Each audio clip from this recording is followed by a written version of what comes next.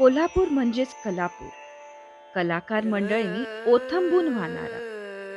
राजाराम महाराज व भालजी पेंढारकर यांनी नावारूपाला आणलेला हा जयप्रभा स्टुडिओ. मुकपट, बोलपट व आत्तापर्यंत आलेल्या अनेक चित्रपट यांचा प्रवास इथेच सुरू झाला.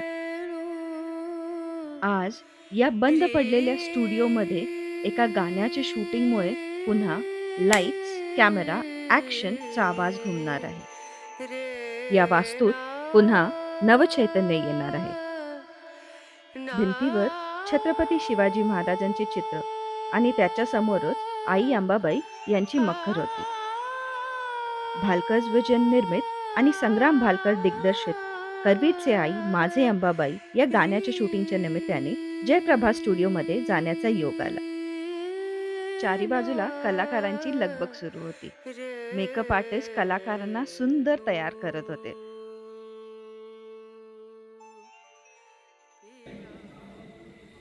या शूटिंगच्या निमित्ताने Anand Kale sir, Devendra Chougule sir, Sanjay Mohite sir, Nitin Kulkarni, Bharat Daini, Sagar बगाडे सर अशा अनेक लोकांना भेटण्याची संधी आली.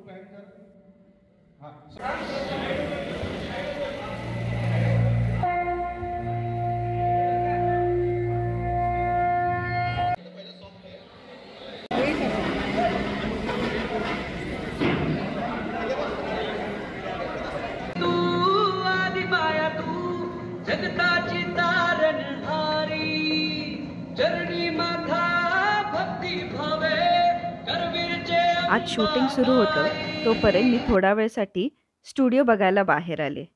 हे समोर दिसणारं मारुतीचं मंदिर. या मारुतीच्या मंदिरला नीट बघा.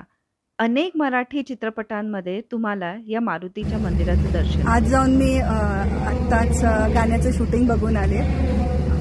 असं नाही की मी बघितलेले नाहीत शूटिंग पहिले, अगोदर 1-2 बघितलेले आहेत आणि त्यातलं एक जे होतं ते मानसी नाईक यांचं जे गाणं होतं बघतोय रिक्षावाला, तेही इथेच जयप्रभामध्ये शूट झालं होतं आणि मी त्यावेळी इथे आले होते. तर त्याच्यानंतर मी आज आलेली आहे आणि आज शूटिंग बघताना खूप मजा आली. छोटे छोटे बारकावे असतात जे आपल्याला कधीच माहीत नसतात. केवढी यंत्रणा कामाला असते, केवढे लोकांना इथे रोजगार मिळतो या निमित्ताने. तर हे बघताना खूप छान वाटत होतं आणि त्यामुळे वाटत होतं की हा स्टुडिओ असाच पुढे चालू राहायला पाहिजे. 13 एकरमध्ये विस्तीर्ण जागेत पसरलेला हा स्टुडिओ आता फक्त नावापुरता उरलेला आहे. कोल्हापूर सिनेटोन नावाने प्रसिद्ध असणाऱ्या या स्टुडिओला नंतर नामांतर करून जयप्रभा स्टुडिओ असे नाव देण्यात आले. गांधीजी यांच्या हत्येनंतर काही लोकांनी संतप्त होऊन या स्टुडिओची जाळपोळ केली. यात ह्याचं खूपच नुकसान झालं. पुढे काही ना काही कारणांमुळे या स्टुडिओचा थोडा थोडा ऱ्हास होत राहिला. आज या स्टुडिओची अवस्था बघितली आणि खरंच खूप वाईट वाटलं. शूटिंगसाठी स्टुडिओ मिळाल्यामुळे इथे अनेक लोकांनी आपल्या जुन्या आठवणी इथे सांगितल्या. तर माझे आजोबा केरबा भाऊलाड हे सुतार डिपार्टमेंटमध्ये जयप्रभा स्टुडिओमध्ये पहिला कामाला येत होते. त्यानंतर माझे मामा सुरेश लाड हे तंत्रज्ञ विभागामध्ये काम करत होते. त्यानंतर माझ्यासाठी अभिमानास्पद गोष्ट ही आहे की काही कालांतराने जयप्रभा स्टुडिओ हा बंद होता.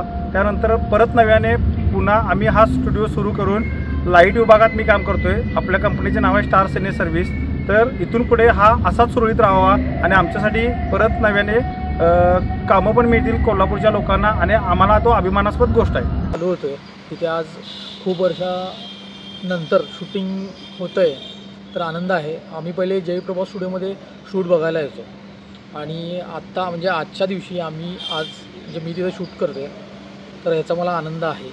आणि इथून पुढे हे म्हणजे जयप्रभा स्टुडिओ काही जागा म्हणजे शिल्लक आहे तर ती रिडेव्हलपमेंट करून पुढं हे शूट चालू राहावं असं मला वाटतं. कधी काही याच जागेमध्ये, याच भिंतींमध्ये अनेक गाणी, अनेक चित्रपट चित्रित करण्यात आले. आज त्याची खूप प्रचंड वाईट परिस्थिती झालेली आहे. आज जर आपण ह्याच्याकडे लक्ष दिलं नाही तर उद्या आपल्याला फक्त पुस्तकांमध्ये जयप्रभा स्टुडिओ हे नाव दिसेल.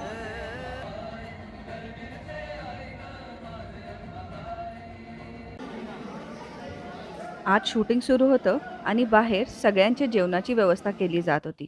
मी आयुष्यात पहिल्यांदा एवढा मोठा डबा बघितला. मी डबेवाल्यांशी ज्यावेळी बोलले त्यावेळी त्यांनी मला अनेक आठवणी सांगितल्या. त्यांनीही सांगितलं, की अगोदर इथे ज्यावेळी शूटिंग व्हायचे, हा डबा दिसतोय ह्याच्यापेक्षा जास्त मोठे डबे इथे आणले जायचे. युनिव्हर्सिटीमधले बरेच स्टुडंट्स पण शूटिंग सुरू आहे म्हणून इथे बघायला आले होते. एकेकाळी 13 एकरवर पसरलेली ही जागा, यातली 9 एकर जागा ऑलरेडी बांधली गेलेली आहे. त्याच्यावर आता जयप्रभाचे कोणतेही असे खानाखुना तुम्हाला दिसणार नाही. बाकीची जी जागा आहे ही आता मी तुम्हाला जेवढी दाखवतीये तेवढीच उरलेली आहे. आज बऱ्याच वर्षांनी इथे शूटिंग होत आहे आणि त्यानिमित्तानेच आपण इथे आलेलो आहे. नमस्कार, मी सपना भालकर जाधव.